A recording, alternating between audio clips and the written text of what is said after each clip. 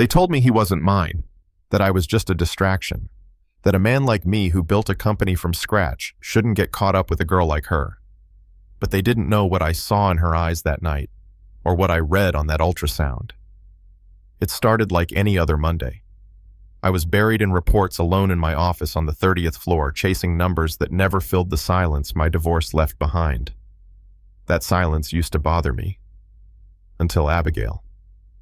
She walked in like a whisper, nervous quiet, clutching a stack of folders, and for a second I forgot about the chaos in my life. She wasn't flashy. No designer bags, no fancy words. Just soft eyes, trembling hands, and a kind of strength most people miss if they don't look close enough. We'd had something brief, real, and quietly beautiful until she pulled away without a word. No explanations, no closure. Just gone. So when I asked if she was okay, and she avoided my eyes and said, "Just tired," I didn't believe her. And I hated how much I still cared. What I didn't know was that while I was staring at spreadsheets, she was locked in a bathroom stall downstairs, one hand on her stomach, the other wiping tears. 12 weeks pregnant. Hiding a truth she didn't want to hide. But it wasn't shame that kept her quiet. It was fear. Fear of a woman who used to wear my last name. 2 weeks before my ex-wife, Victoria Perfect Smile Razor Tongue, showed up at Abigail's shabby apartment uninvited.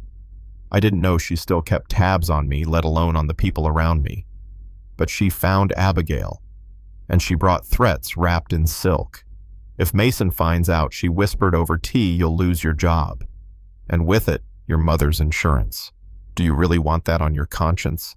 Abigail's mother has Parkinson's. Can't afford treatment without the company's plan." Victoria knew exactly where to twist the knife. And Abigail, God help her, took the blow to protect the one person who'd always protected her. She lied for survival, said the baby wasn't mine, said there was someone else. But she didn't lie well. A week later, Jessica, her coworker, slipped up and mentioned morning sickness in passing. The world stopped spinning. Suddenly, every pale face, every missed lunch, every early departure, it all clicked. So I dug, quietly, looked at timelines, message logs, old calendars. Everything lined up. There was no one else. That baby was mine, and she was trying to keep me out. I found her in the break room one morning making tea instead of coffee. Her hands shook when she saw me. "We need to talk," I said. She tried to sidestep. "Mr. Cole, It's not about work. It's about the baby." Her face drained of color. She looked ready to collapse. "I don't know what you're talking about." "I think you do," I said, quieter now. "Abigail, is it mine?" Before she could answer, the door swung open like a bad dream stepping into reality. Victoria. Of course. She wore that smug little smile, eyes scanning me, then Abigail. Am I interrupting something? I stepped between them. "Victoria, what are you doing here?" "Protecting your interests," she purred, then turned to Abigail. "Go ahead, dear. Tell him what you told me." Abigail froze. Her lips barely moved. "The baby isn't yours." I don't remember breathing after that. Victoria smiled victorious. "There you have it." Another gold digger caught. But something felt off. Abigail looked like she was dying inside.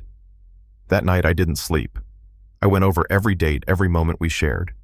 The truth was screaming at me, and the lie she told was too perfectly rehearsed to be her own. So I did what I do best. I gathered facts, hired an investigator, dug into everything Victoria had touched in the last 6 months. And what I found, a paper trail. Messages between her assistant and a janitor named Diane. Gossip turned into surveillance. Bribes for information. Proof of blackmail. She didn't just manipulate Abigail, she used company resources to do it. So I called an emergency board meeting. They expected financial updates. What they got was a war. I stood at the head of that table staring down 12 board members and one bitter ex-wife. "Ladies and gentlemen," I said, "today's agenda is simple truth." Victoria laughed. "Mason, please. Let's not turn this into theater." I hit the remote.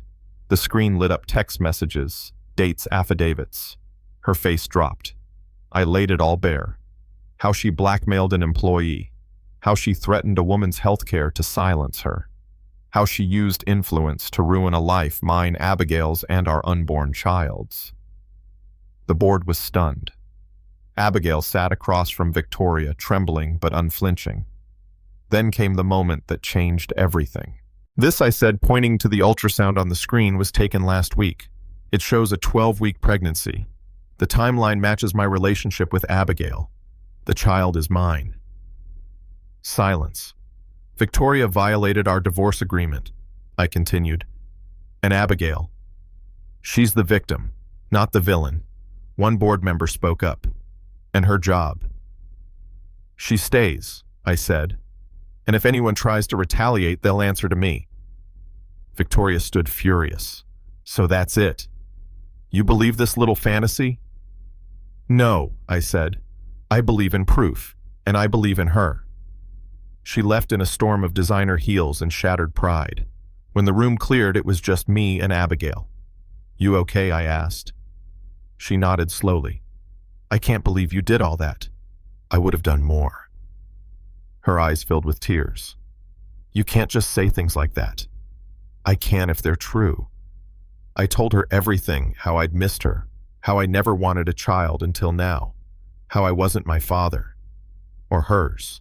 I wanted to be better, for her, for our baby.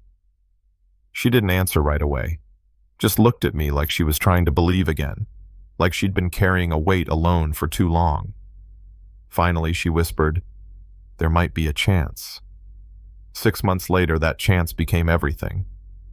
We got married in a quiet ceremony, she got promoted, her mother got better, and me, I finally found something that mattered more than any company family. But not everyone clapped at our wedding. Some still whisper behind our backs, say I was tricked, that she planned it, that women like her don't belong in worlds like mine. But let me ask you something. Is it wrong to fight for the truth? Is it wrong to love someone who had every reason to give up but didn't? Tell me in the comments, have you ever seen someone judged for where they came from instead of who they are? Have you been that someone? Let's talk about it. Because sometimes, the real story isn't what they whisper, it's what you choose to believe. They told me he wasn't mine, that I was just a distraction, that a man like me who built a company from scratch shouldn't get caught up with a girl like her. But they didn't know what I saw in her eyes that night, or what I read on that ultrasound. It started like any other Monday. I was buried in reports alone in my office on the 30th floor, chasing numbers that never filled the silence my divorce left behind. That silence used to bother me. Until Abigail. She walked in like a whisper, nervous quiet, clutching a stack of folders, and for a second I forgot about the chaos in my life. She wasn't flashy. No designer bags, no fancy words.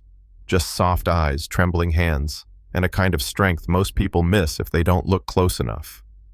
We'd had something brief, real, and quietly beautiful until she pulled away without a word. No explanations, no closure. Just gone. So when I asked if she was okay, and she avoided my eyes and said,